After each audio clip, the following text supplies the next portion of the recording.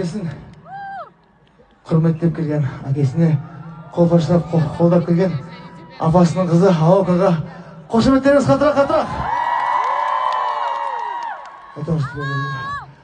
Менің қызыма тағы ұрып қойыңыздар, шапалақ.